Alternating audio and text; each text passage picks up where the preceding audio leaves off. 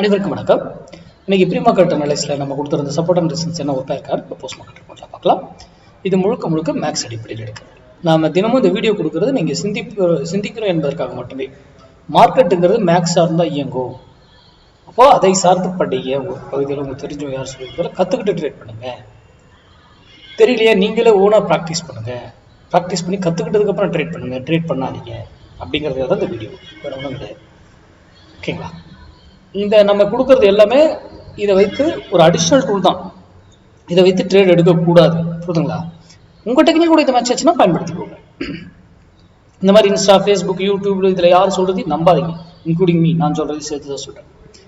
சரி, இன்னைக்கு நம்ம கொடுத்துருந்தது 24,300 கால் 178 rupees ரெசிஸ்டன்ஸ் எடுத்தா மார்க்கெட் டவுன் சைடும், அது சப்போர்ட் எடுத்தா அப் சைடுன்னு சொல்லியிருந்தோம். இங்கே பாருங்க, எக்ஸாக்ட் 178 அங்கேருந்து அப்போ மார்க்கெட் என்ன இருக்கும்? கண்டிப்பாக நிஃப்டி 50 இறங்கி இருக்கும். சிம்பிள்.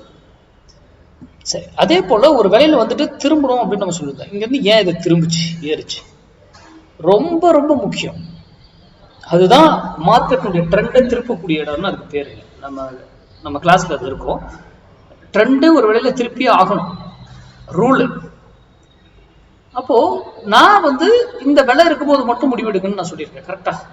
யூடியூப் பார்க்குறவங்களுக்கு ஸ்டூடெண்ட் தெரியும், அவங்க எங்கே வந்தால் எடுத்துக்கணும், இங்கே கீழே இருக்கும்போது இங்கேயே ஏன் பை பண்ணியிருப்பாங்கன்றதெல்லாம் அது வேறு விஷயம் விட்டுருங்க.